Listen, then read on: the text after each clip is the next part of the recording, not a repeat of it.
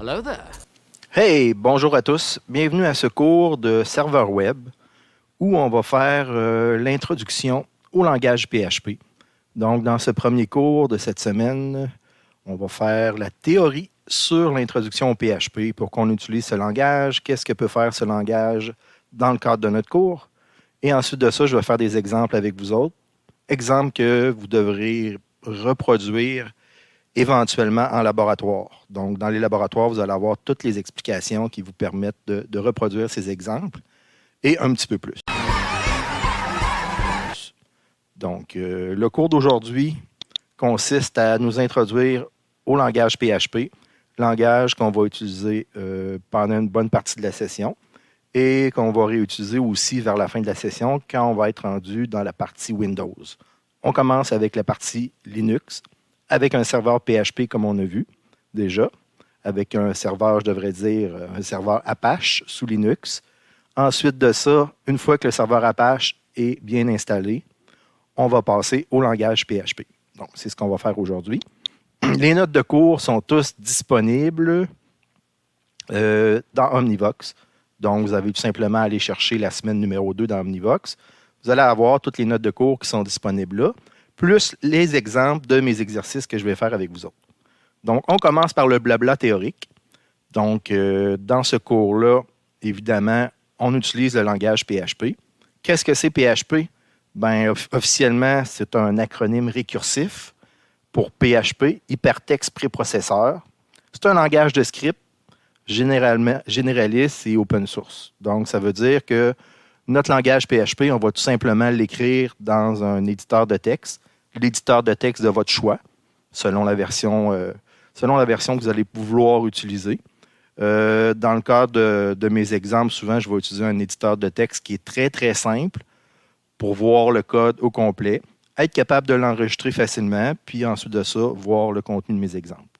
Donc, c'est un langage de script, donc on n'a pas besoin vraiment là, de compiler le code comme on pourrait le faire en C, comme vous avez fait au début de vos études. On a tout simplement à écrire dans un fichier texte, l'enregistrer avec la bonne extension. L'extension est importante pour que notre serveur web soit capable de reconnaître qu'il y a du langage PHP à l'intérieur. Ensuite de ça, il faut tout simplement l'enregistrer avec la bonne extension et on va être capable, si on passe par le serveur web, d'exécuter le code PHP qui va être à l'intérieur de notre code HTML. Donc, si on commence facilement avec un exemple, on peut intégrer notre code PHP à l'intérieur d'une page HTML. Donc, premier exemple que vous avez ici, on a tout simplement une page HTML avec les balises standards. On commence avec HTML qui se termine par /HTML. Les balises standards. Si vous êtes un peu rouillé dans l'HTML, dans le cadre de mon cours, je vais faire référence de temps en temps au HTML parce qu'on n'a pas le choix, on travaille en duo avec le HTML et le PHP. Mais ce ne sera pas un cours de HTML. Même si je vais faire référence, de temps en temps, je vais vous montrer quelques exemples pour nous aider à faire du PHP à l'intérieur du HTML. Mais je prends pour acquis que si vous êtes rouillé, bien, vous allez vous remettre un petit peu dedans. Puis vous allez réapprendre un petit peu comment faire du HTML de base. Donc, vous avez l'entête qui est ici. Vous avez le fameux body, puis le fameux /body. Entre les deux, en quelque part, ben, j'ai besoin de faire du PHP. Donc, l'élément clé à l'intérieur de notre code HTML, quand on va vouloir faire du PHP, c'est ouvrir une balise PHP, plus petit que pour l'interrogation PHP. Quand on va avoir terminé de faire notre code PHP, on termine par point d'interrogation plus grand que. Donc, à ce moment-là, le serveur web, qui va reconnaître que votre fichier, c'est un point PHP, il va traiter ce qu'il y a entre les deux balises selon la logique qu'il y a à l'intérieur. Donc, si on regarde entre les deux balises, l'ouverture de PHP, il faut l'apprendre par cœur dans le cadre du cours, fermeture de PHP. Entre les deux, on commence par un exemple très simple qui va envoyer un affichage à l'écran dans notre code HTML. Donc, le echo qui est là va tout simplement envoyer ce qu'il va avoir entre apostrophes ou entre guillemets dans un affichage HTML. Donc, si on a bonjour, virgule, je suis un script PHP, point d'exclamation, on termine ça par les guillemets. Chaque ligne de PHP doit se terminer par un point virgule. Donc, très important, chaque ligne de PHP que vous allez écrire doit se terminer par un point virgule. Il peut y avoir des exceptions si vous êtes à la fin d'une boucle ou quelque chose comme ça, mais normalement, on ne prendra pas de chance. On va mettre un point-virgule à la fin de chaque ligne de PHP. Donc, dans ce cas-là, j'ai l'ouverture de PHP, fermeture de PHP. J'ai une première commande qu'on voit qui est echo, qui va envoyer un affichage dans notre code HTML. Donc, le résultat de ça, avec les balises qui sont là, c'est que vous allez pouvoir tout simplement afficher « Bonjour, je suis un script PHP ». Petite question, je vois les questions dans vos têtes. À quoi ça sert de faire un script PHP? Parce que « Bonjour, je suis un script PHP », on aurait pu tout simplement l'afficher en HTML. C'est sûr que pour un premier exemple, c'est le fameux exemple qu'on voit dans à peu près tous les langages, le fameux Hello World. On peut juste afficher du texte pour voir si notre script PHP ne va pas générer des erreurs puis va bien fonctionner. Si vous avez bien installé le PHP, votre serveur web est fonctionnel. Normalement, vous ne devriez pas voir d'erreurs ou d'avertissements comme des warnings. Vous devriez voir l'interprétation du PHP puis voir apparaître « Bonjour, je suis un script PHP sans erreur » ou sans avertissement. Qu'est-ce que peut faire un script PHP?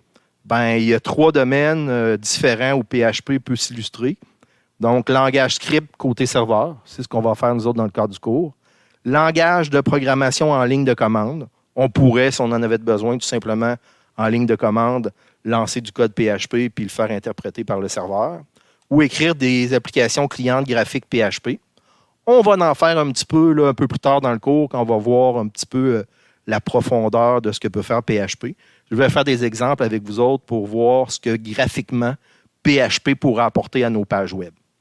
Donc, PHP est utilisable sur la majorité des systèmes d'exploitation. Dans le cadre de notre cours, comme c'est écrit ici, nous autres, on va le faire avec ses petits cousins, c'est-à-dire avec Apache. Puis, on va utiliser des bases de données comme MySQL aussi. Donc, comme c'est écrit ici dans les notes de cours. Donc, c'est ce qu'on va faire. Mais un peu plus tard dans le cours, après les 2 tiers de la session, on va aller sous Windows, puis on va voir qu'on peut faire aussi du PHP sous Windows un peu plus facilement de nos jours, même si ce n'est pas vraiment des cousins, là. L'équivalent PHP existe sous Windows. Vous pouvez utiliser visualstudio.net pour faire de la programmation web, mais c'est possible aussi de faire du PHP sous Windows. Donc, on va commencer avec une version Linux, avec un serveur web Apache, puis on va commencer à faire des scripts on va faire un script HTML, mais à l'intérieur, on va commencer à mettre du code PHP. Puis c'est important de comprendre qu'on ne peut pas ouvrir le fichier directement dans le navigateur en local. Il faut absolument passer par le PHP pour que le langage soit interprété puis donne le bon résultat. Si jamais vous double-cliquez sur un fichier .php sans passer par le serveur web, tout simplement, le langage ne sera pas interprété puis il va être affiché en clair. Donc, si avec un navigateur comme Google Chrome ou Firefox, vous ouvrez localement un fichier PHP, le code PHP ne sera pas interprété. Donc, qu'est-ce que ça prend pour faire du PHP? Je me répète, je vous ai dit que ça serait peut-être un peu comme un cours de maternelle, les premiers cours. Donc, ça nous prend tout simplement là, un serveur web. Dans notre cas, ça va être sous Linux, sous Ubuntu. On va aussi installer PHP, les extensions PHP, qui vont faire en sorte que le serveur web, quand il va voir un point PHP, il va le passer dans l'interpréteur pour interpréter le code, puis retourner au client un fichier qui va porter l'extension encore PHP, mais qui va contenir uniquement du HTML. Ce que je vous dis là, c'est important, c'est que quand le code est interprété par le serveur web, il va générer un nouveau fichier qui contient seulement le résultat de l'interprétation, c'est-à-dire du HTML. Puis la personne, le client qui va demander une page web, lui, s'il va voir le code source derrière sa page web, il ne verra aucun code PHP. Il va seulement voir le résultat de l'interprétation qui va être du HTML. Donc, ce qu'on va faire en PHP, ça se passe côté serveur. Donc, c'est vraiment orienté serveur. Puis, quand on va avoir un résultat qu'on va envoyer au client, la page web, le résultat va être envoyé au client. Il va contenir seulement le résultat en HTML. Donc, une petite première page en PHP qu'il y a dans les notes de cours, le fameux « Bonjour le monde ». Vous avez un fichier qui s'appelle « bonjour.php ».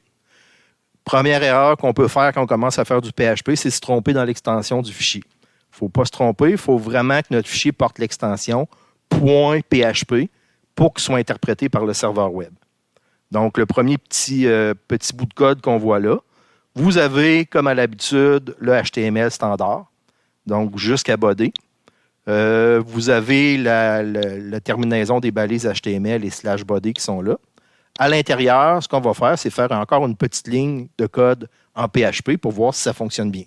Donc, on rouvre la balise PHP avec plus petit que point d'interrogation PHP.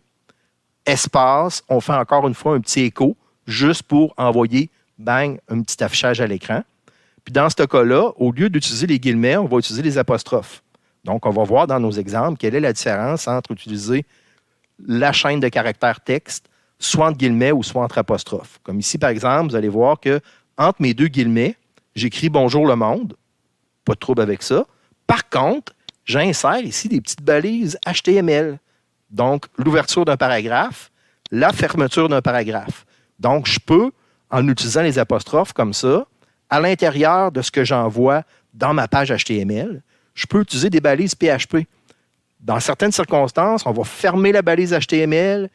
On va fermer la balise PHP, on va écrire du HTML, on va réouvrir la balise PHP quand on a besoin de faire de la logique.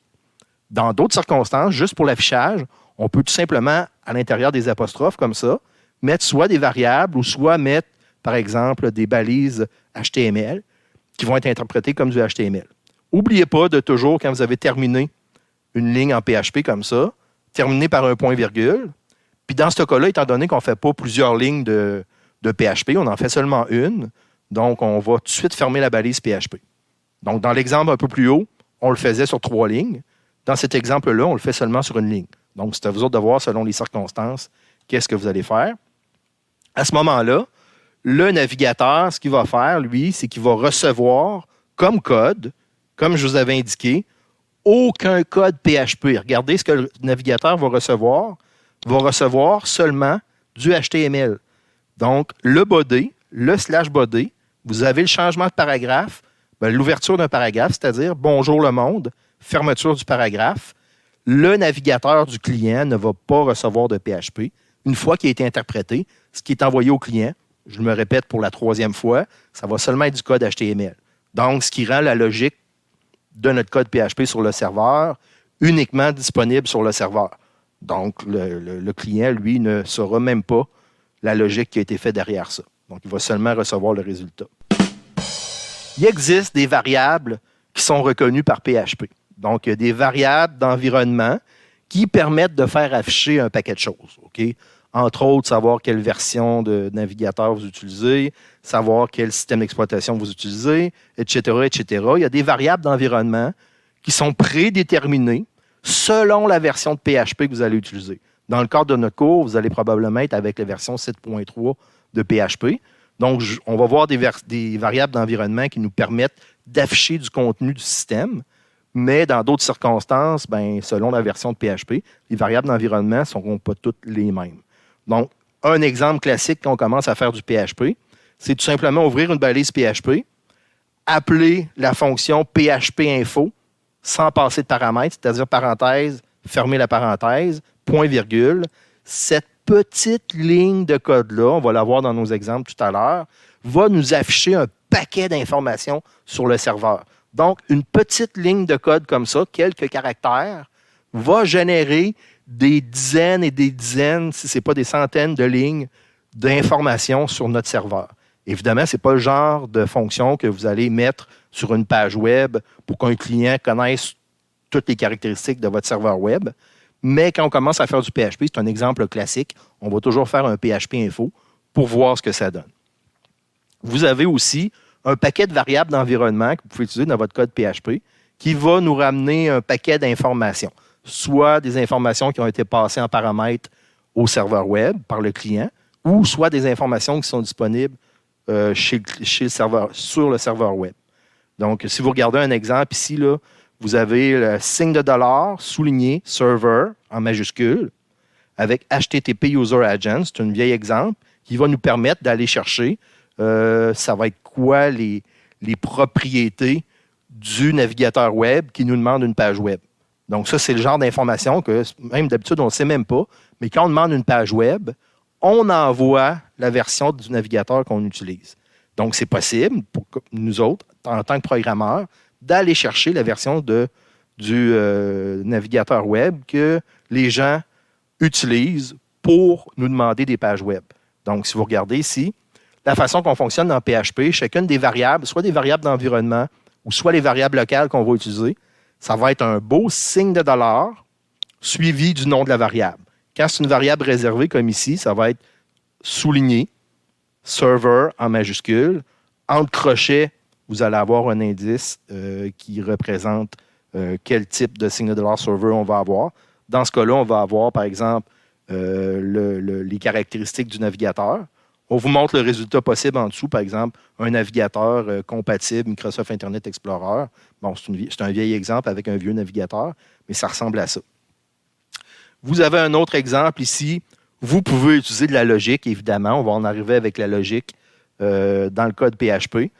On va ouvrir une balise PHP. Là, dans chacun des exemples qui suivent, il n'y a pas toujours le code HTML, mais rappelez-vous que vous devez toujours mettre en haut le code HTML d'ouverture, de fermeture, les bêtas, etc. Dans cet exemple-là, entre les deux balises PHP d'ouverture et de fermeture, vous avez la logique. On a un petit if.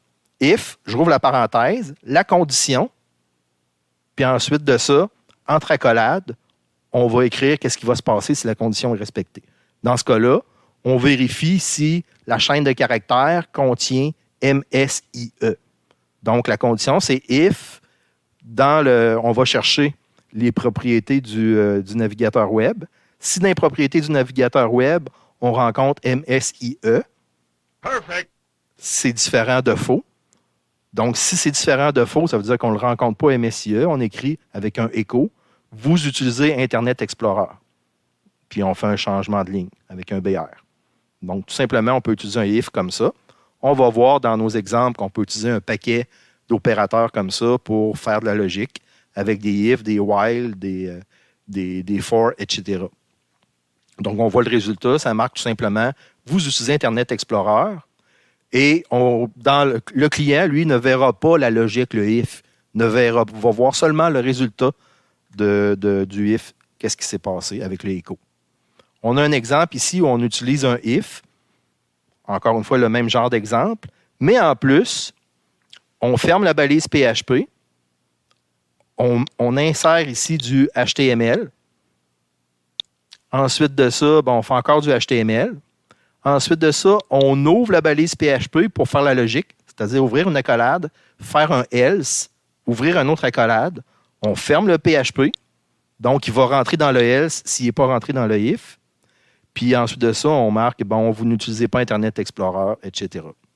Ensuite de ça, pour fermer la logique, on ouvre ensuite une balise PHP pour fermer l'accolade et on referme la balise PHP. Donc ça, c'est un exemple pratiquement pour vous mêler. Pour vous mêler, quand on regarde les exemples qu'on a fait en haut, on ouvrait une balise PHP, on faisait du PHP, de la logique, puis après ça, on fermait la balise, puis c'était terminé.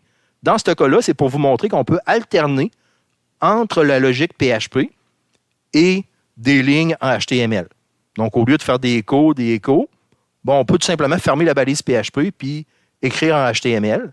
Ensuite de ça, quand on a besoin de logique, c'est-à-dire fermer l'accolade, ouvrir un else, on ouvre une balise PHP et on la referme à cet endroit-là. On peut alterner entre la logique de PHP, le HTML. Regardez, ça, c'est deux lignes tout simplement qui sont du HTML, qui sont à l'extérieur du PHP, qui ne seront pas interprétées. Par contre, quand on veut fermer la logique avec l'accolade, on n'a pas le choix de réouvrir une balise PHP. Ensuite de ça, de refermer la balise PHP et de fermer l'accolade. Donc, ça donne comme résultat ce qui apparaît ici dans le résultat HTML. Évidemment, vous avez vu dans des exemples tantôt avec le echo. Je passe rapidement sur les notes de cours qui sont là, qui se répètent un tout petit peu. On peut installer PHP sous Unix. On peut installer PHP, comme je vous ai dit au début, sous Windows aussi. Donc, c'est ça qui est écrit. Quand vous installez souvent avec un Apache, vous allez avoir des fichiers de configuration de PHP qui vont apparaître dans la configuration d'Apache. On va voir dans d'autres cours comment aller modifier ces lignes de code-là. Déjà, tout à l'heure, dans mes exemples, on va aller modifier une petite ligne de code dans un fichier de configuration de PHP pour pouvoir afficher les messages d'erreur. Le fameux fichier de configuration de PHP, vous allez avoir un php.ini qui va apparaître dans un dossier PHP de votre installation. assez souvent, je vais vous demander d'aller jouer dans le fichier de configuration de PHP pour aller changer des lignes de code, mettre des commentaires ou enlever des commentaires pour faire fonctionner différents modules qu'on va utiliser dans PHP. Une des premières choses que je vais aller vous demander d'aller changer dans le fichier de configuration, ça va être tout simplement, il y a une ligne qui s'appelle Display Error. On va la mettre à on. Par défaut, la ligne Display Error est à off. Ça veut dire que les messages d'erreur n'apparaissent pas. Donc, s'il y a des erreurs dans vos lignes de code en PHP, ben vous allez tout simplement être un peu dans le néant parce que vous ne saurez pas c'est quoi votre erreur. En mettant Display Error à on dans le fichier de configuration de PHP, vous allez pouvoir voir soit à quelle ligne vous avez une erreur, ça va être quoi les informations sur l'erreur. Ça va beaucoup vous aider à pouvoir corriger vos erreurs de code que vous allez avoir fait dans la programmation entre vos balises PHP. Si vous avez fait des erreurs, vous oubliez un point-virgule, vous avez une erreur dans votre if, vous avez une erreur dans votre echo, quelque chose comme ça, dans votre logique de programmation, ben à ce moment-là, vous allez avoir un message d'erreur qui va vous indiquer à quelle ligne est l'erreur, puis c'est quoi la nature de l'erreur. Donc, ça va beaucoup vous aider si vous changez ce fichier de configuration-là, puis vous allez mettre, exemple, le display error à on. Très important aussi de redémarrer Apache après avoir changé quelque chose dans le fichier de configuration du php.ini. Donc, très important de redémarrer Apache par la suite. Donc, vous avez un paquet de variables ici qu'on voit qu'on peut aller utiliser dans le fichier de configuration. On va y revenir un peu plus à travers le cours. Donc, je passe rapidement là-dessus. Si vous utilisez PHP sous Windows, bon, on va en reparler vers la fin du cours, mais évidemment, il va y avoir la base de registre on va pouvoir peut-être aller modifier la base de registre. Puis, il va y avoir des librairies, des DLL, qui vont faire le même travail qu'on fait un petit peu sous Linux. Perfect. Donc, ça, c'était la première partie du cours. On va voir après ça des exemples un peu plus concrets comment faire fonctionner notre PHP à travers le HTML en utilisant notre serveur web. On passe à la deuxième partie. Bon, dans cette deuxième partie, on va faire un peu plus d'exemples. Okay, on va commencer par des exemples un peu théoriques qui sont disponibles dans les notes de cours. Ensuite de ça, on va faire des exemples pratiques. On va démarrer une machine virtuelle avec Linux, Ubuntu.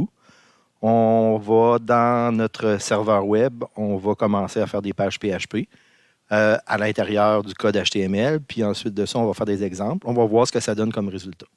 Donc, on commence un petit peu par la théorie, le petit blabla théorique. Donc, dans les notes de cours, vous avez programmation PHP 2. Donc, dans programmation PHP, on se répète un petit peu. On commence, exemple, comment faire afficher la date du jour. Donc, on ne va pas mettre tout le blabla du HTML dans ces exemples-là. On va droit au but pour faire afficher, par exemple, la date du jour. Il y a une fonction qui s'appelle date, D-A-T-E. Entre parenthèses, on y indique le format de la date du jour qu'on veut avoir. Donc, dans cet exemple-là, on va tout simplement écrire D-M-Y en majuscule pour afficher le jour, le mois et l'année. Donc, on peut tout simplement aller chercher la date du jour de cette façon-là. Dans des exemples ultérieurs, on va avoir besoin de la date du jour dans certaines circonstances. Donc, cette fonction-là existe, on peut l'utiliser. Il y a une autre fonction qui nous permet d'aller chercher le contenu d'un fichier. Ça aussi, on va l'utiliser plusieurs fois, à plusieurs reprises. Donc, dans nos balises PHP, on va tout simplement insérer un include. Le include va être suivi entre parenthèses du nom du fichier qu'on va aller chercher. Donc, on va pouvoir, dans ce cas-là, aller chercher le contenu du fichier copyright.txt, l'insérer exactement à cet endroit-là dans notre page HTML. Le fichier copyright.txt peut contenir tout simplement du HTML. Il pourrait aussi contenir du code PHP. Donc, on pourrait avoir un copyright.php puis l'insérer à cet endroit-là. Ça va nous permettre de créer des modules. Exemple, nous connecter à une base de données, puis au lieu de le répéter, faire du copier-coller toujours, on va pouvoir aller chercher tout simplement le contenu d'un fichier, puis l'insérer à l'endroit où on veut dans notre fichier HTML à l'aide de cette commande PHP-là. Perfect. Autre exemple, aller chercher la date de la dernière modification d'un fichier. Donc, on peut tout simplement ici, encore avec la fonction date, day, month, year, au lieu de le séparer par des tirets, ici, on met des slash, avec l'heure du fichier.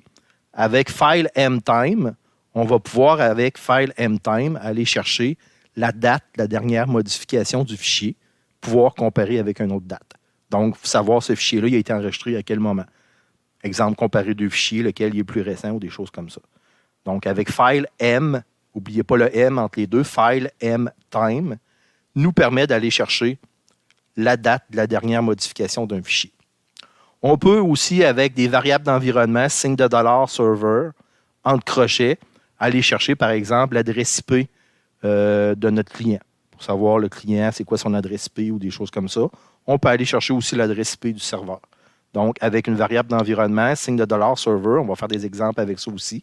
On peut aller chercher différentes informations, soit sur le client qui nous a envoyé en faisant une requête de page web, ou soit sur le serveur qu'on utilise nous autres mêmes. Donc, quelques instructions de base. Là, je les passe rapidement avec un mini-exemple. Puis après ça, on va faire des exemples concrets dans notre serveur web. Donc, on peut utiliser des instructions de base de conditions, comme par exemple l'instruction if, else if avec un else aussi. Donc, si vous avez fait les premiers cours où vous avez fait du C dièse, vous ne serez pas dépaysé. C'est à peu près pratiquement la même utilisation qu'on fait en C.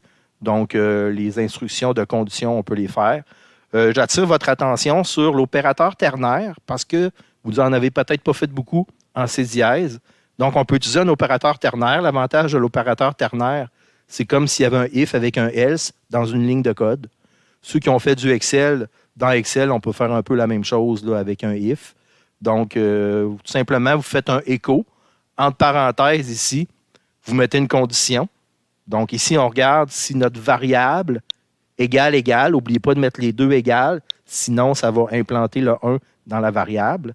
Donc, ici, on a une variable, c'est un peu nouveau. Des variables locales, on peut s'en déclarer n'importe où, n'importe quand. La différence avec un langage comme C dièse, c'est que nos variables ne sont pas nécessairement typées. On n'est pas obligé de se déclarer une variable puis de l'identifier à un type. Donc, on n'est pas obligé de se déclarer une variable, dire c'est un integer. Quand on se déclare une variable, on n'est pas obligé de dire que ça va être un C-string ou une chaîne de caractères. On peut tout simplement se déclarer une variable, envoyer quelque chose dans notre variable locale, puis, étant donné que c'est un langage qui est fait pour le web, on n'a pas besoin de déterminer. Il va prendre le type de ce qu'on va envoyer à l'intérieur. Donc, dans ce cas-là, on envoie le chiffre 1. On regarde si notre condition, la variable nombre, est égale à 1. Donc, est-ce que c'est 1 qui est à l'intérieur de ma variable nombre? Si c'est vrai, on a un point d'interrogation. Si c'est vrai, on va afficher, parce que c'est un écho, nombre est égal à 1. Après ça, on a un 2 points. Si c'est faux, on affiche tout simplement nombre n'est pas égal à 1. Remarquez ici, on a un backslash pour contrer l'effet de l'apostrophe en raison qu'on est déjà dans un apostrophe pour le écho. Donc, ça, c'est une petite particularité. Donc, on va voir ça tranquillement, pas vite, dans nos exemples, qu'il y a des petites particularités comme ça qu'on peut utiliser. Donc, ici, c'est un opérateur ternaire. On peut faire un if avec un else sur une ligne de code. Dans le cas d'un affichage, ça peut être intéressant. J'insiste là-dessus parce que des if, vous en avez fait en masse. Des switch, des for, des while, vous en avez fait aussi. Un opérateur ternaire, vous en avez peut-être fait un petit peu moins. Donc, j'insiste tout le temps là-dessus, puis prenez en considération qu'à l'examen, ça se peut que je vous pose une question sur un opérateur ternaire parce que vous allez en avoir un petit peu moins fait, puis ça donne un bon exemple comment utiliser le PHP. Vous pouvez évidemment faire des instructions switch. On va voir des exemples là-dessus. Vous pouvez faire des boucles avec un for, avec un while, avec un do-while. Je vous rappelle, c'est quoi la différence, un do-while? Le do-while, c'est qu'il va faire au moins l'instruction une fois.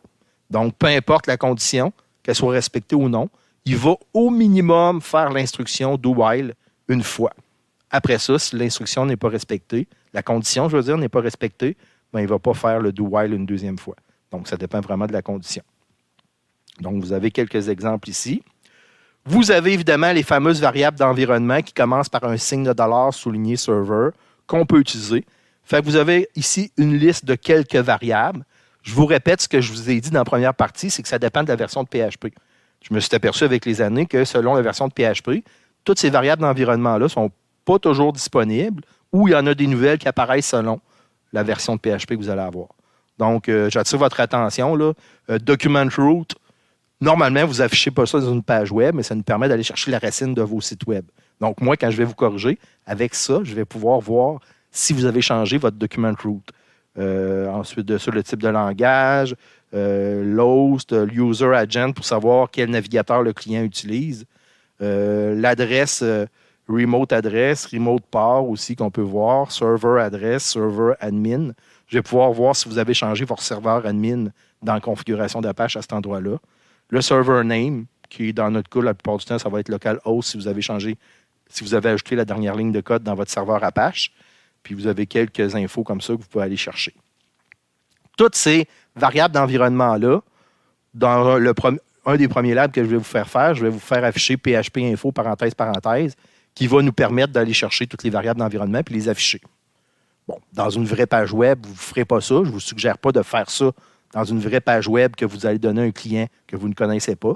Mais juste dans le cadre d'un cours, pour le premier cours, on va faire afficher les variables d'environnement pour qu'on sache, selon la version de PHP qu'on a, lesquelles sont utilisées. On peut utiliser get-env ou put-env pour envoyer des variables d'environnement ou aller chercher des variables d'environnement. On peut même se créer des variables d'environnement. Une des choses de base qu'on va devoir faire, là, c'est un peu de blabla. Vous savez, aujourd'hui, là, je fais le blabla du PHP de base, là, mais une des choses importantes qu'on va devoir faire souvent, ça va être de remplir un formulaire. Quand on va peser sur le bouton « Envoyer », on va envoyer sur le serveur ce qu'on a rempli dans le formulaire. Très important, ça va être de récupérer ce que la personne a rentré dans un formulaire pour ensuite la traiter avec la logique du PHP. Donc, une des façons de récupérer les données qui arrivent d'un formulaire, ça va être avec la super variable d'environnement signe de dollar request. Signe de dollar souligné, request en majuscule. Entre crochets, on va indiquer le nom du input qu'on a écrit dans l'HTML de la page précédente. Ça va nous permettre d'aller chercher ce que la personne a rentré au clavier comme nom. Par exemple, dans ce cas-là, c'est NOM comme nom. On va l'envoyer dans une variable locale, puis on va la traiter par la suite. Il y a d'autres façons d'aller chercher les variables qui ont été passées dans un formulaire. Dans certains exemples, vous allez trouver sur le web, il y a souvent des signes de dollar post ou des signes de dollar get qui vont vous permettre d'aller chercher selon le type de formulaire que vous allez avoir fait, soit en get, soit en post, vous allez pouvoir aller chercher le contenu du formulaire. En utilisant signe de dollar request, ben, vous n'aurez pas à vous poser la question, que ce soit en get ou que ce soit en post, il va aller chercher ce qui a été rentré dans cette ligne-là du formulaire. Évidemment, il y a les tableaux. On va pouvoir utiliser les tableaux aussi en PHP. Donc, on va voir des exemples où on peut se créer un tableau. La particularité du tableau, regardez, moi, je me crée dans un tableau ici, signe de dollar tableau.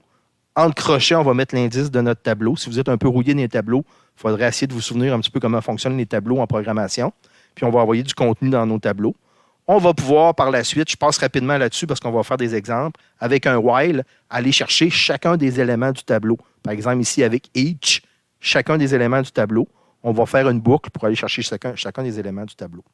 Une petite particularité des tableaux, c'est qu'en PHP, souvent, si vous allez chercher, mettons, la moitié du tableau, ben, il va garder en mémoire à quel indice vous êtes rendu. Donc, si vous voulez repartir au début du tableau, ça prend un reset, signe de dollar avec le nom de votre variable qui est tableau ici. On peut aussi trier un tableau avec certaines commandes qui est sort, qui va nous permettre de trier un tableau. Puis, on va voir des exemples avec csort, avec asort. Il y a un paquet de types de tri qu'on peut faire sur un tableau. On va faire des exercices là-dessus aussi. Évidemment, on peut aller chercher le contenu d'un fichier. Donc, avec la fonction fopen, on va être capable d'aller chercher le nom du fichier, l'ouvrir soit en mode lecture, soit en mode écriture, ou soit en mode append, qui permet d'aller ajouter quelque chose au fichier qui existe déjà. Donc, dans l'exemple que vous avez dans les notes de cours, là, il est en mode R, c'est-à-dire en mode read, c'est-à-dire en mode lecture. On va ouvrir le fichier .txt en mode lecture, qui va nous permettre d'aller lire dedans avec un fget. On va pouvoir aller lire dans le fichier, ou avec un fput, quand on l'a ouvert en mode écriture ou en mode append, c'est-à-dire ajout, on va pouvoir ajouter des choses dans un fichier. Donc, avant de faire les bases de données, on va commencer par jouer un petit peu avec les fichiers. Quelques exemples concrets que j'ai mis dans les notes de cours. Je vais passer rapidement par-dessus parce qu'on va les faire vraiment là, en live ici. Là. On va faire des exemples concrets. Vous avez un exemple comme ça qui nous permet d'aller chercher la variable d'environnement. On a un formulaire ici, exemple, vous remplissez un formulaire avec votre nom, votre commentaire. Vous avez le code du formulaire qui est là. Remarquez dans mon exemple, volontairement, j'ai changé le nom du input ici, okay, avec un name qui s'appelle TEMPS. Donc, quand je vais le récupérer dans mon fichier PHP, je vais utiliser TEMPS qui est écrit ici là, avec ma souris. Regardez, j'essaie de bouger ma souris en dessous. Remarquez le TEMPS. Donc, si on regarde le fichier PHP correspondant, on va faire un request ici de TEMPS. On regarde s'il est égal à beau.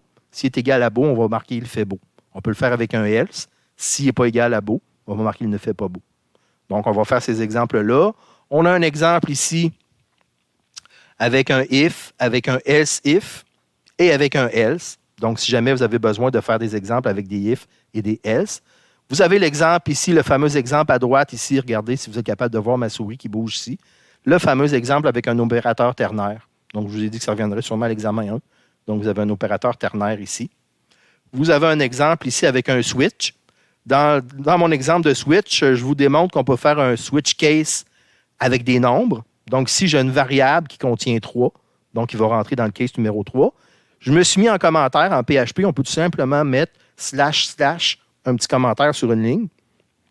Dans ce cas-là, je vous mets un exemple qu'on pourrait avoir une variable, au lieu de contenir un nombre, elle pourrait contenir une chaîne de caractères. Puis on pourrait faire des switch cases, puis vérifier la chaîne de caractères si c'est égal à tel type de caractère. Donc, on peut faire un switch case comme ça avec des nombres ou avec une chaîne de caractères. Vous avez un exemple ici avec un while.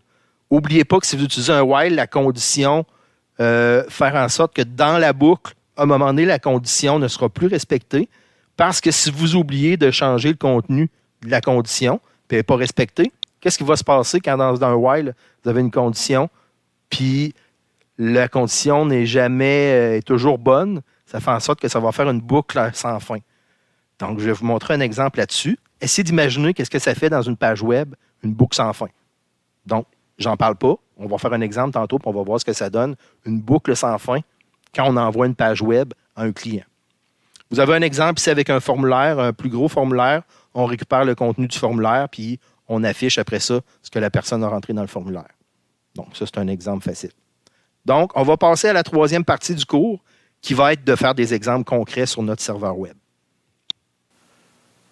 Pour terminer cette deuxième partie, nous allons faire des exemples concrets avec notre machine virtuelle.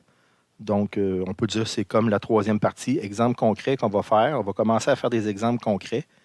Je vais tout simplement démarrer ma machine virtuelle. Donc, on va fonctionner vraiment en local. Donc, je vais démarrer ma machine virtuelle à l'aide de VMware. Donc, j'ai déjà installé une version d'Ubuntu dans ma machine virtuelle. Je vais démarrer ma machine virtuelle. Ça ne sera pas exactement la même version d'Ubuntu que vous avez en laboratoire. Vous allez avoir la 18 LTS. Dans les exemples que je vais vous donner, je suis avec une 16 LTS.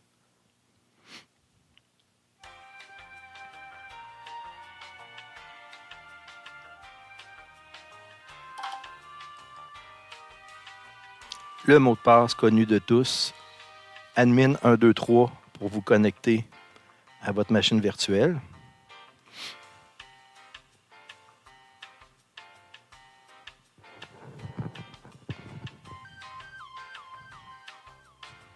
Je vais les mettre en plein écran. Ça pourrait être important dans la configuration de votre machine virtuelle, je le rappelle, je l'ai déjà dit.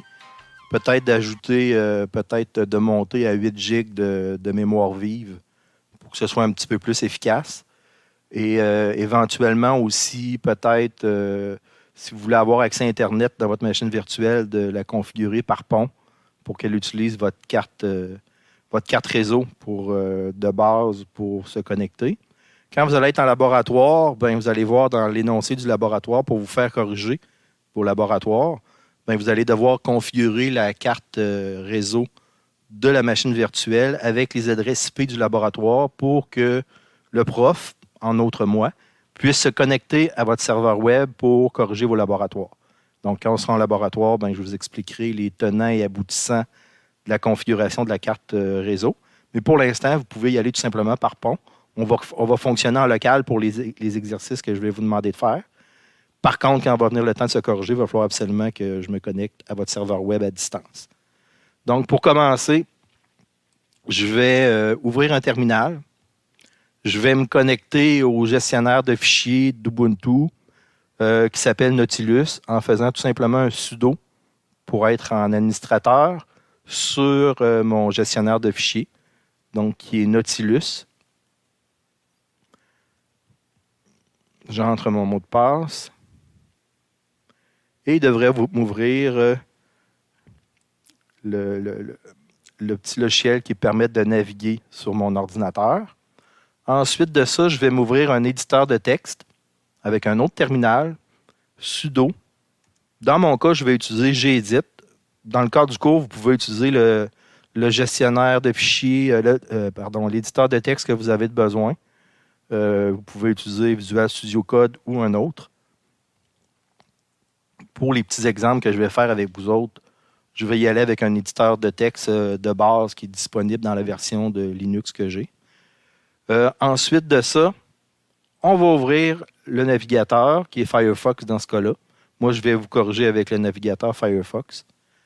Des fois, il y a des petites modifications, des petits changements selon le navigateur que vous allez utiliser. Pour les exemples de base, ça ne fera pas une grosse différence. Donc, j'ouvre mon navigateur.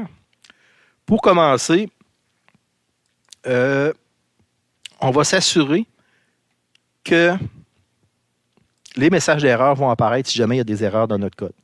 Donc, comment on fait ça?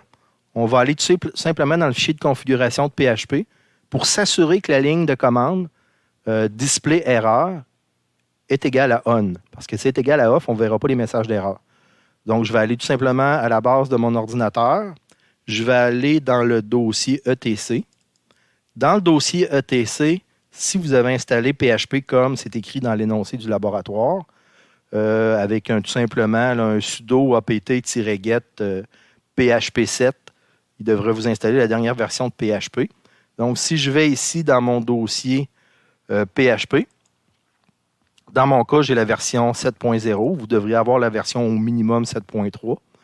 Je vais cliquer ici dans la page 2. Je vais avoir mon fameux fichier de configuration php.ini, comme on a vu dans la théorie. Je vais ouvrir mon fichier php.ini. C'est un fichier de configuration. Toutes les lignes en commentaire sont précédées par des points-virgules. Donc, ce que je vais faire ici, histoire de ne pas trop chercher longtemps, je vais faire un CTRL F pour chercher display erreur. Donc, vous avez ici quelques displays erreurs. Il y en a 17. Je vais aller au suivant jusqu'à vraiment ma ligne. Regardez, le code de couleur nous permet de voir les lignes qui ne sont pas en commentaire. Les lignes en commentaire sont toutes bleues.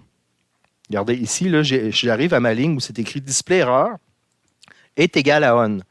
Donc, si à la base, vous avez installé Apache, vous avez installé PHP, par défaut, ici, ça devrait être égal à off. Donc, si display erreur est à off, vous ne verrez pas les erreurs que vous faites dans votre ligne de code. Vous allez voir le résultat qui ne sera pas ce que vous voulez.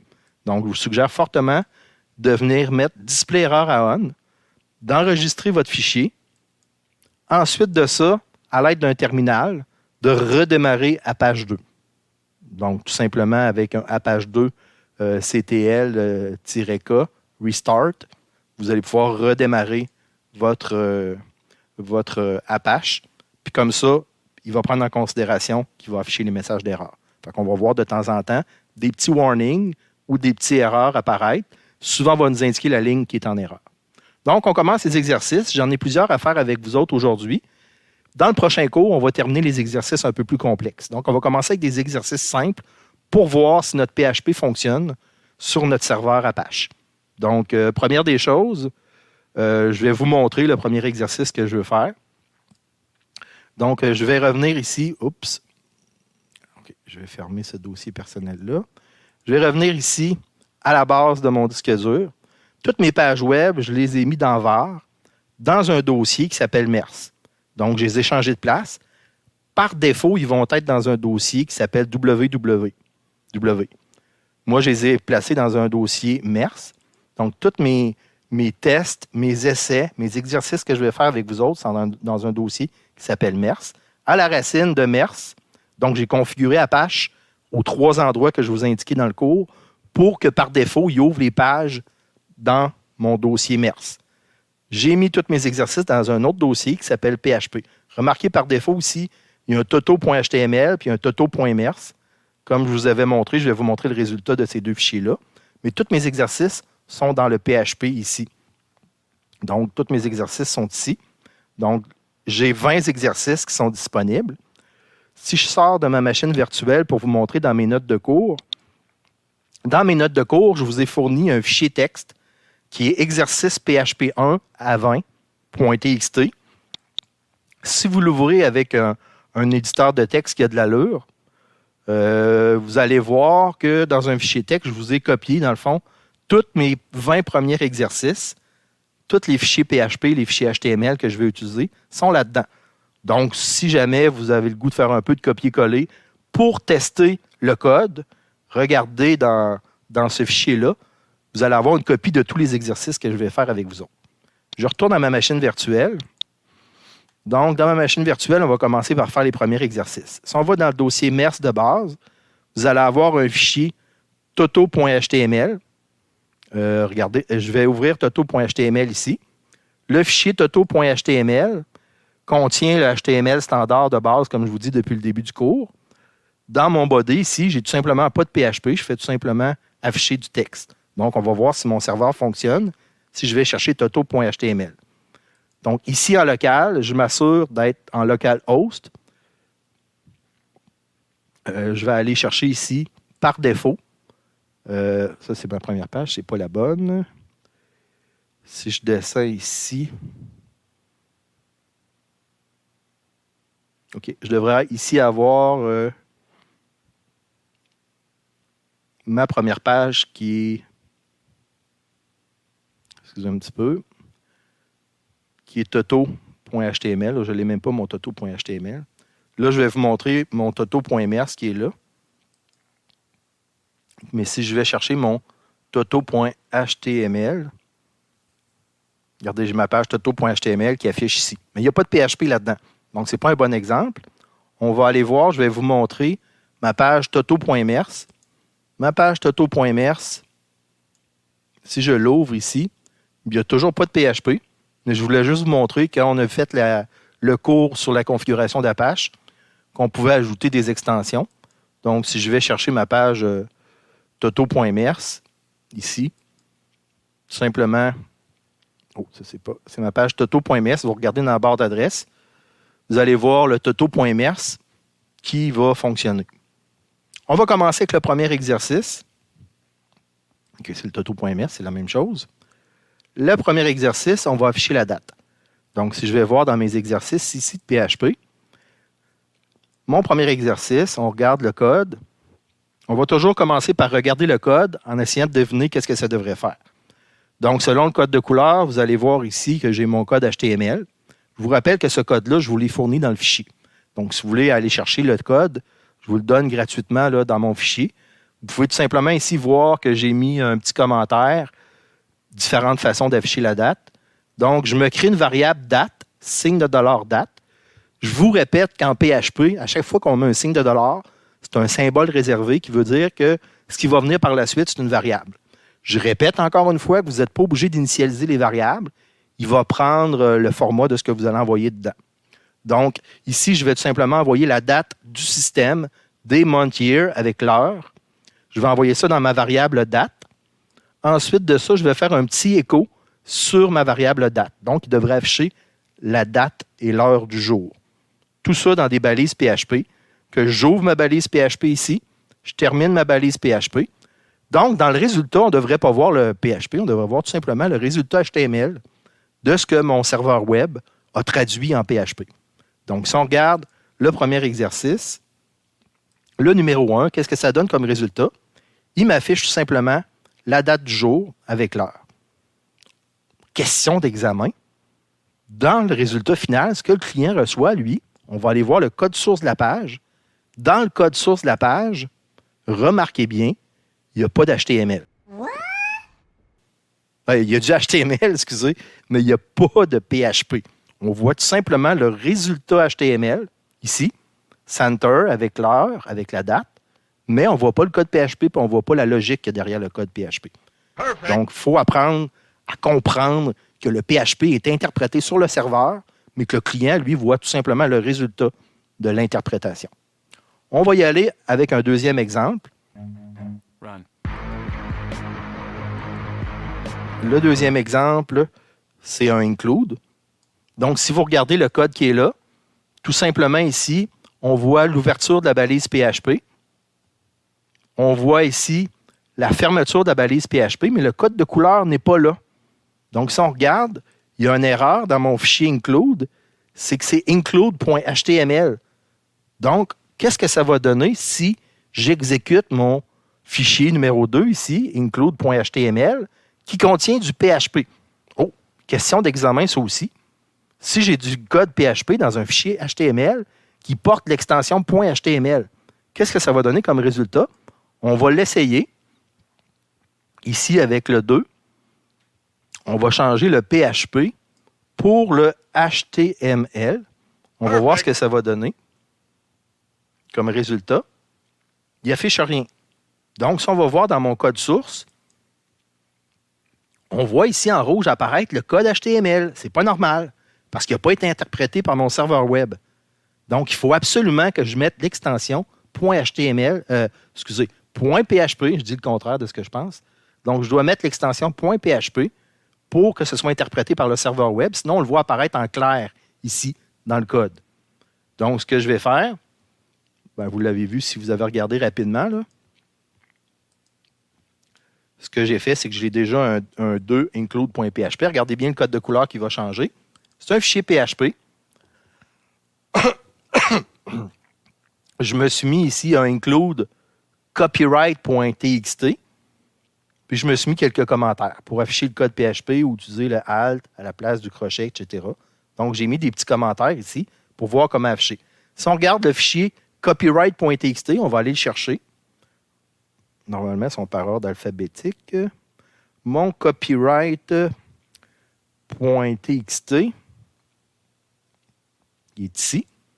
Si on regarde ce qu'il y a dans le copyright.txt, c'est pas un .php, c'est un .txt. Puis c'est écrit tout simplement ici du texte. Copyright 2020 PHP MERS, tout droit réservé. Donc, il va faire un include, il va aller chercher le contenu de ce fichier-là. Il va venir l'insérer à l'endroit où j'ai fait un include. Puis là, on va voir s'il va interpréter le PHP qui est là. Interprétation du PHP. Donc, si je vais ici dans mon include, il va aller chercher le contenu de copyright.txt, puis il va venir l'insérer à cet endroit-là. Puis là, on va voir s'il va interpréter le PHP. Donc, si on regarde ici, on revient sur mon fichier include. Regardez le résultat. Il donne copyright 2020 PHP MERS, tout droit réservé, il fait beau. Il fait pas beau. Salut, chose, Toto. Interprétation du PHP. Est-ce qu'il a fonctionné? Est-ce qu'on voit le PHP apparaître? Non. Donc, il a interprété le PHP. Donc, en faisant le echo, il a été chercher les balises PHP, puis il les a quand même interprétées parce que je suis déjà dans un fichier PHP. Donc, le PHP a fonctionné à ce moment-là. Donc, puis j'ai fait un petit test aussi avec les accents aigus, accents graves, etc., qui peuvent causer un problème des fois qu'on affiche des pages. Donc, je n'insiste pas plus qu'il faut là-dessus. Si vous avez des questions, n'hésitez pas à les poser. Mais là, vous avez vu qu'il a été cherché vraiment le contenu. Si on regarde le code source de la page, vous allez voir qu'il n'y a pas de PHP. Le PHP est interprété. Donc, il n'y a pas de balise PHP. On ne voit pas le PHP. Il est interprété par le serveur web. Ça va pour l'exemple du include. Il faut bien comprendre qu'il va chercher le contenu du fichier. Il l'insère à cet endroit-là dans mon code. Donc, je vais fermer ces fichiers-là. Ensuite de ça, on va aller directement au troisième exemple. Le désavantage, c'est que je n'entends pas vos questions. Le troisième exemple, ici. Le troisième exemple, on va aller chercher la date du jour. OK? Puis on va aller chercher la date d'un fichier. Donc, on a plein d'exemples dans ce fichier-là qui permet un écho dernière modification. On va aller chercher la date du fichier avec un file mtime. File mtime, on va aller chercher la date de la dernière modification du fichier 3modi.php. Le fichier 3modi.php, c'est le fichier dans lequel je suis en train de travailler présentement. Donc, si je ne l'enregistre pas, il va aller chercher la vieille date du dernier enregistrement que j'ai fait de ce fichier-là. Après ça, on le fait tout simplement afficher, la date. Après ça, avec un écho, on fait tout simplement faire une autre méthode. Ensuite de ça, on va aller chercher juste le jour avec un file mtime. On va aller chercher juste le mois. On va aller chercher juste l'année qu'on met dans des variables locales. Ensuite de ça, on va aller chercher l'heure. Puis un petit barbe à truc pour être capable de l'afficher en français.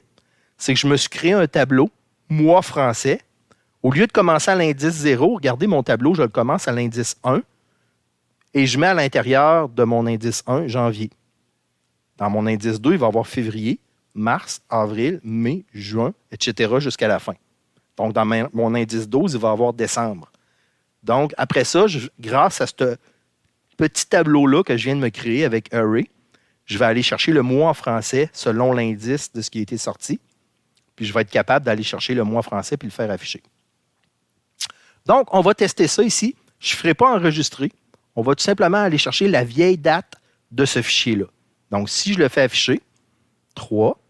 Dernière modification, le 27 janvier 2020 à 12h37.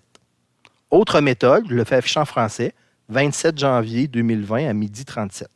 Pour vous montrer que ça fonctionne, je vais faire un test en direct comme ça, live, en direct. Je vais cliquer sur enregistrer. Donc là, il va prendre ma date d'aujourd'hui.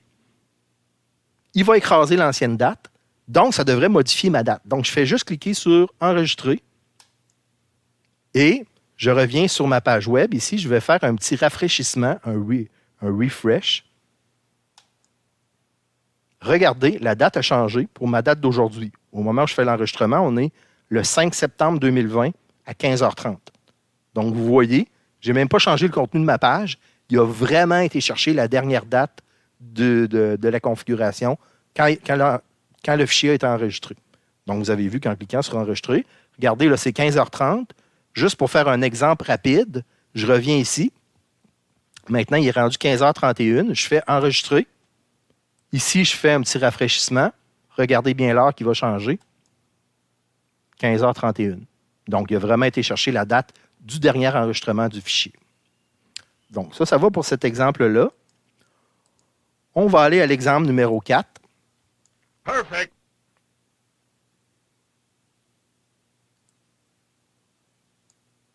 L'exemple numéro 4, on va tout simplement aller chercher une variable d'environnement, signe de $server. On va aller chercher l'adresse du client. Donc ici, ça ne sera pas très spectaculaire parce que je suis en local. Donc, il va sûrement aller chercher l'adresse 127.0.0.1. Mais en tout cas, je vais vous montrer quand même l'exemple de ce que ça donne comme résultat.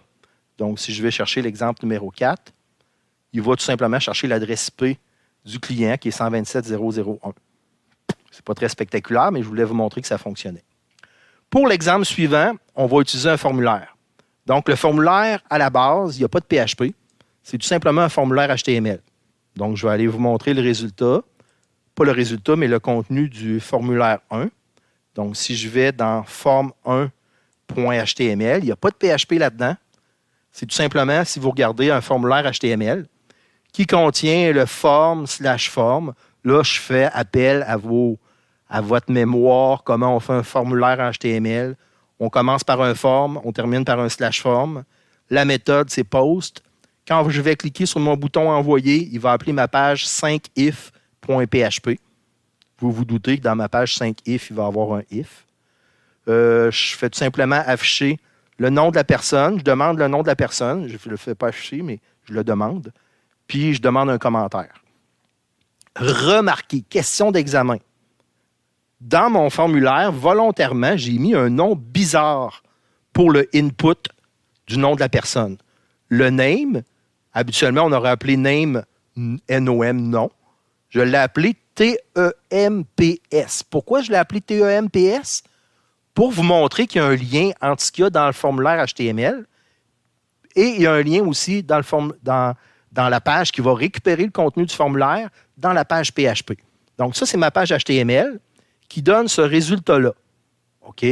Admettons que j'entre, parce que je connais le fichier, BEAU comme nom, puis j'écris n'importe quoi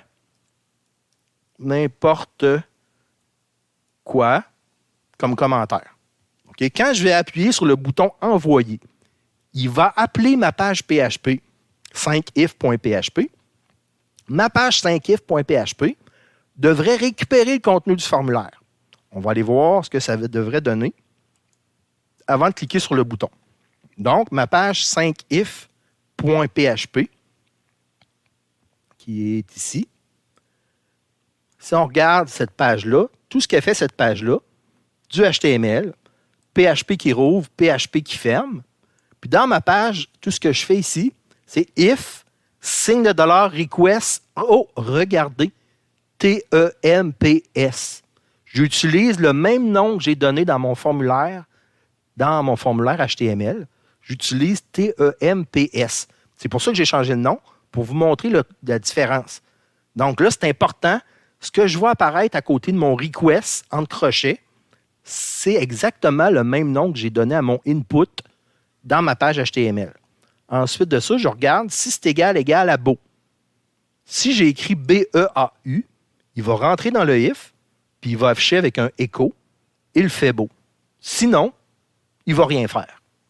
Donc, on va voir si ça va marcher, s'il va rentrer dans mon if. Donc, si je clique sur envoyer, il est rentré dans mon if, puis il m'affiche tout simplement il fait beau. Donc, ça a marché. Il est rentré dans mon if. Si je reviens en arrière, je rafraîchis mon code. OK? Puis au lieu de marquer beau, je marque pluie. Donc, ça ne devrait pas être égal à beau. Il ne devrait pas rentrer dans mon if. Si on essaie de prévoir ce qui va se passer, il n'y a pas de else, donc il devrait ne rien afficher. J'appuie sur envoyer. Je croise les doigts. Effectivement, il n'y a rien affiché. Si on va voir le code source de la page, on a le HTML, mais à l'intérieur du body /body center/center, il n'a pas rentré dans mon if, donc il n'a pas fait de écho, il n'y a rien affiché. Donc, ça fonctionne. Ça a bien fonctionné. L'exemple suivant, c'est un formulaire avec un else. Donc, on va aller voir le formulaire 2. C'est exactement un copier-coller de l'autre formulaire d'avant. Donc, si on va voir dans mon code, à l'exemple numéro 6, le formulaire 2, qui est ici. Dans mon formulaire 2, si vous regardez le form/form, il va appeler ma page 6 if else quand je vais peser sur le bouton envoyer. Si on regarde le input, il s'appelle encore TEMPS. Puis il y a un text area qui s'appelle TEXT. Donc, il va appeler ma page 6 if else.php. Si on va chercher ma page 6 if else.php, on va essayer de deviner ce qui va se passer. C'est tout simplement un petit if, comme tantôt. Il regarde si c'est écrit beau. Il marque qu'il fait beau. Mais par contre, j'ai rajouté un else. Si jamais ce n'est pas écrit BEAU, il va écrire il ne fait pas beau. C'est juste la petite différence, c'est que j'ai rajouté un else. Donc, si on regarde le résultat, si j'écris BEAU, c'est-à-dire beau, je clique sur envoyer. Là, je ne remplis pas le commentaire parce que je ne l'utilise même pas. Il m'écrit tout simplement il fait beau. Perfect. Par contre, si je rafraîchis ma page, si j'écris, mettons, salut, donc il ne devrait pas rentrer dans le if, il devrait tout simplement aller faire le else. Si je clique sur le bouton envoyer, il est rentré dans le else et il écrit tout simplement il ne fait pas beau. Donc, il est tout simplement allé faire mon else. Ça fonctionne. Donc, on voit que la logique peut être respectée. Je sais que je suis un petit peu tannant avec ça, mais si on va voir le code source de la page, encore une fois, j'insiste, il n'y a pas de code PHP. C'est tout simplement le résultat du code PHP qui apparaît. Perfect. Donc, je le ferme. Je reviens ici. Mon exemple numéro 7, on va aller voir l'exercice numéro 7. Il nous en reste seulement quelques-uns à faire ensemble. L'exercice numéro 7, c'est l'opérateur ternaire. Je vous ai dit qu'il serait sûrement à l'examen, l'opérateur ternaire. Dans mon code PHP, je me définis une variable qui s'appelle signe de $ nombre qui est égal à 5. Mon opérateur ternaire, sur une ligne, je vérifie si nombre est égal à 1. S'il est égal à 1, point d'interrogation, je vais afficher, c'est un écho, nombre est égal à 1. S'il n'est pas égal à 1, c'est le cas présentement parce qu'il est égal à 5, il va m'afficher nombre n'est pas égal à 1. Remarquez la différence. Mon if, si c'est vrai, je l'ai mis entre apostrophes. Mon else, en même temps, j'en profite pour vous passer un petit bout de matière, était entre guillemets. On va voir c'est quoi la différence. Regardez le code de couleur, mon signe de $ nombre est en vert. Donc, on peut se douter que signe de dollar nombre, il va être reconnu comme une variable. Donc, il va peut-être afficher le vrai chiffre qui est dans le nombre, c'est-à-dire 5. On va aller voir le résultat. Si je clique sur 7, il marque 5 n'est pas égal à 1. Perfect. Au lieu d'écrire signe de dollar nombre, il a écrit le chiffre du contenu de la variable, c'est-à-dire 5. On va faire un petit test. On va aller enlever les guillemets qui sont là. On va les remplacer par des apostrophes pour voir qu'est-ce que ça fait comme différence. Si je remplace mes guillemets par des apostrophes, regardez, signe de dollar nombre, oh, il rencontre déjà un apostrophe ici. Donc, ça devrait générer un problème. Donc, on va aller voir le résultat du problème. Si je viens ici, je fais un petit... Oh, il faut que j'enregistre, évidemment. N'oubliez pas d'enregistrer. J'enregistre. Je fais un petit rafraîchissement de ma page. Parse error, syntaxe error, unexpected, apostrophe qui apparaît. Donc, il dit que ça ne se termine pas comme il faut à la ligne numéro 10. Donc, si je vais voir, ma ligne numéro 10, c'est ici. Donc, il y a un problème ici avec l'apostrophe. Donc, je pourrais rajouter ici un backslash pour contrer l'effet de l'apostrophe. Un apostrophe dans des apostrophes, ça cause un problème. Si je clique sur enregistrer, je devrais voir ici, au lieu d'avoir apparaître 5, étant donné que je suis entre apostrophes, je devrais voir apparaître le nombre signe de dollar nombre. Au lieu du contenu, je devrais voir le nom de la variable apparaître. Donc, je me croise les doigts, je fais mon test comme ça directement. On fait un rafraîchissement de la page. Et voici, signe de dollar nombre apparaît au lieu du contenu de la variable. J'ai le nom de la variable qui apparaît. On a vu que le code de couleur qui ne reconnaissait pas la variable parce qu'il était entre guillemets, entre apostrophes, je veux dire. Par contre, si on le met entre guillemets, comme c'était au départ, je remplace mes apostrophes par des guillemets ici. Comme ça. Je peux enlever mon backslash parce que maintenant, il est inutile. Le code de couleur change. Je clique sur enregistrer. Donc maintenant, au lieu de faire apparaître signe de dollar nombre, il devrait apparaître le contenu de la variable. Magie, on voit le 5 apparaître. Donc ça a fonctionné. Puis on voit ici que l'opérateur ternaire fonctionne bien parce qu'il rentre dans le else. Admettons qu'on change le 5 pour un 1 ici. On clique sur enregistrer. Là, il devrait faire la condition que c'est vrai. Donc, la valeur, si c'est vrai, signe de dollar nombre est égal à 1. Donc, il n'a pas fait le else, il a fait le if. Donc, ça a fonctionné pour l'opérateur ternaire. N'oubliez pas, si vous avez des questions sur l'opérateur ternaire, n'hésitez pas à me poser des questions sur l'opérateur ternaire. Je vous le dis, c'est pas mal sûr qu'il va revenir à l'examen. On s'en va ici, je vais revenir dans mon code, je vais le rechanger pour mes prochains exemples. On va aller faire l'exercice numéro 8.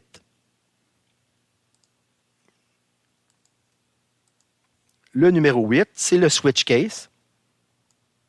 Le switch case qui est ici, vous avez tout simplement un exemple avec un switch case. On va vérifier si signe de dollar nombre est égal à 2. On va vérifier s'il va rentrer dans le switch case 2, puis écrire nombre est égal à 2.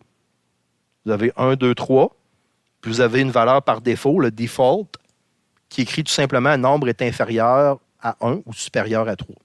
C'est une logique mathématique tout simplement, là. Donc, on va vérifier. Là, il devrait rentrer dans le switch case numéro 2. Je passe rapidement sur cet exemple-là parce qu'il n'est pas super spectaculaire. Il m'écrit tout simplement que nombre est égal à 2. Juste pour vous montrer que ce n'est pas vraiment truqué. Si je change 2 ici pour, mettons, 8, à ce moment-là, il devrait faire le default puis marquer mon message nombre est inférieur à 1 ou supérieur à 3. Je clique sur enregistrer.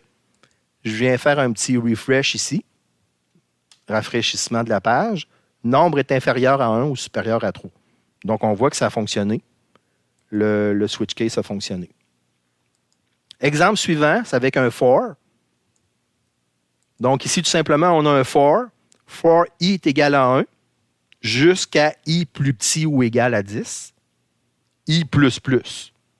Donc, ce que je vais faire ici, c'est que en partant, je me déclare une variable. Regardez, je n'ai pas besoin d'avoir déclaré dans le haut de mon code la variable au préalable. Je m'invente une variable i qui est égale à 1.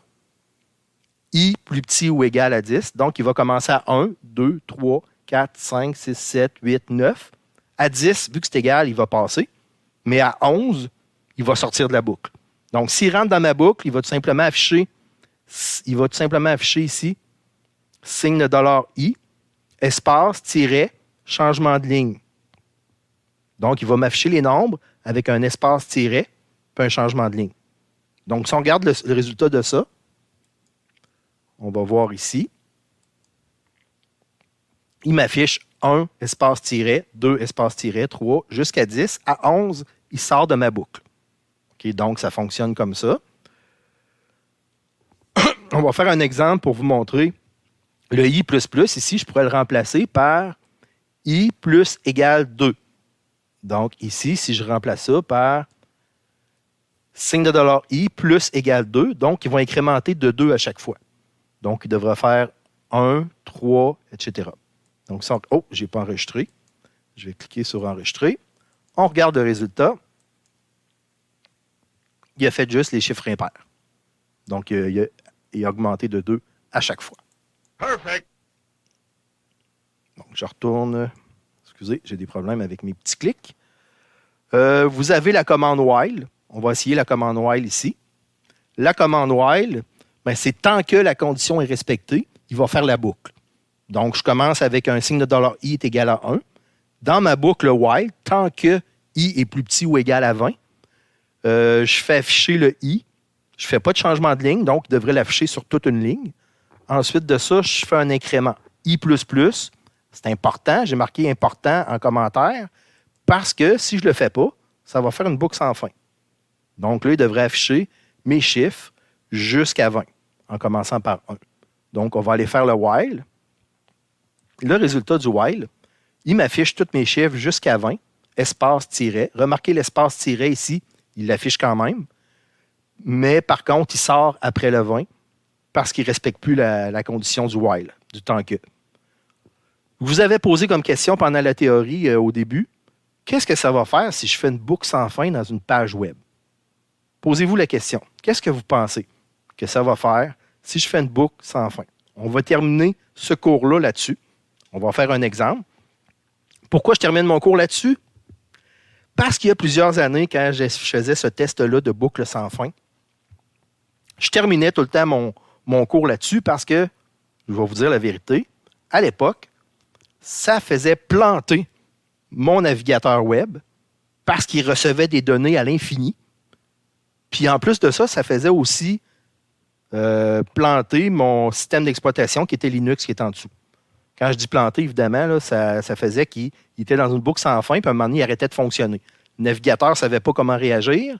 Le système d'exploitation en dessous n'était plus accessible. Donc, je terminais mon cours là-dessus parce que je savais que j'allais planter mon ordinateur. Par contre, aujourd'hui, dans les nouvelles versions de PHP et d'Apache, maintenant, ils ont mis une espèce de mémoire tampon. Si cette mémoire tampon-là, à un moment donné, est surpassée, ben, il va envoyer un message d'arrêter d'envoyer des données au navigateur. Donc, mon navigateur va cesser de fonctionner pendant quelques secondes et à un moment donné, la mémoire tampon va être remplie dans la configuration du serveur web Apache et puis à un moment donné, il va revenir. On va être capable de pas complètement scraper la séquence, de briser notre navigateur web avec ça. Donc, je termine le cours avec ça. Donc, vos paris sont ouverts. Ce que je vais faire tout simplement ici, là, c'est que je vais mettre en commentaire ma ligne signe de $i++. Donc, ça va faire une boucle sans fin. Il ne sortira jamais de la boucle. Donc, il va envoyer des chiffres à l'infini au navigateur. D'après vous autres, comment le navigateur va réagir? Est-ce que je vais voir apparaître des chiffres? Est-ce que ça va faire une page blanche? Est-ce que je vais avoir un message d'erreur? On va regarder ensemble le résultat. Le résultat, est-ce que j'ai enregistré mon fichier? Je suis toujours un petit peu nerveux avant de faire une boucle sans fin. Là. Je sais toujours que selon la version de PHP et d'Apache que j'ai sur ma machine, on n'est pas sûr comment ça va réagir. Donc, je vais faire un petit rafraîchissement à vos paris. On va terminer le cours là-dessus. Dans le prochain cours, on va continuer à avoir du code un peu plus complexe, puis on va faire d'autres matières qui ont rapport aussi avec le PHP. Donc, je termine le cours là-dessus. Ça va être quoi le résultat de mon rafraîchissement de page? On y va. Perfect. Pour l'instant, il ne se passe rien. Mais on voit en haut, si vous regardez en haut à gauche, Regardez, je place ma souris autour. On voit que le navigateur est en train de travailler. Il travaille toujours. Je place mon curseur dans la page. Pour l'instant, le navigateur travaille toujours. On vous rappelle que j'ai envoyé une boucle sans fin. Donc, mon serveur web, présentement, envoie des données au navigateur, mais il en envoie toujours, il n'y a pas de fin. Le fichier se remplit, dans le fond, tout le temps. Je ne sais pas si vous aviez prévu ce qui allait se passer. Regardez ce qui se passe dans mon navigateur. Pour l'instant, il n'y a rien qui s'affiche. Le navigateur travaille toujours.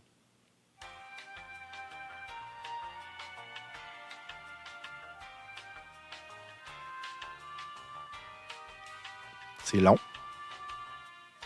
Vous comprenez pourquoi je faisais ça en fin de cours?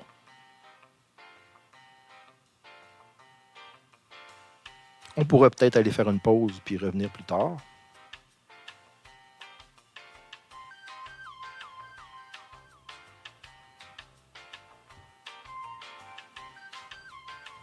Moment de silence.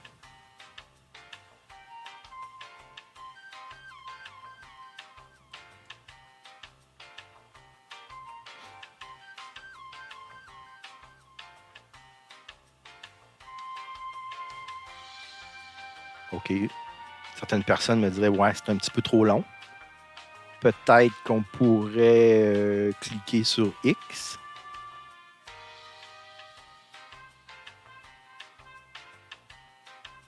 On va quand même attendre un petit peu. C'est écrit en bas ici. Transfert de données depuis 127.0.0.1. Donc, il est toujours en train de recevoir des données du serveur. La mémoire tampon, semble-t-il, n'est pas encore remplie.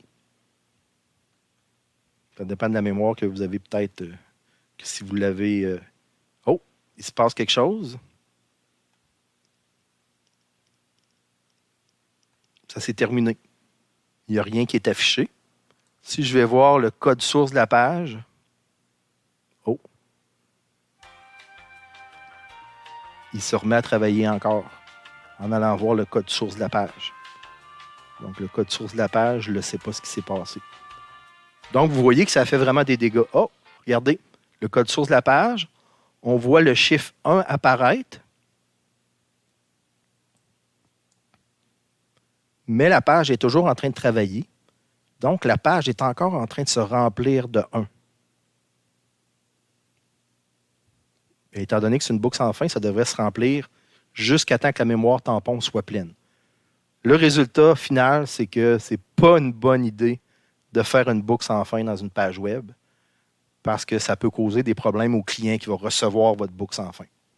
Donc, à moins que vous n'aimiez pas votre client, n'envoyez pas de boucle sans fin à votre client parce que ce n'est pas une bonne idée. Regardez, je ferme l'onglet. Regardez, la page est toujours en train de travailler ici.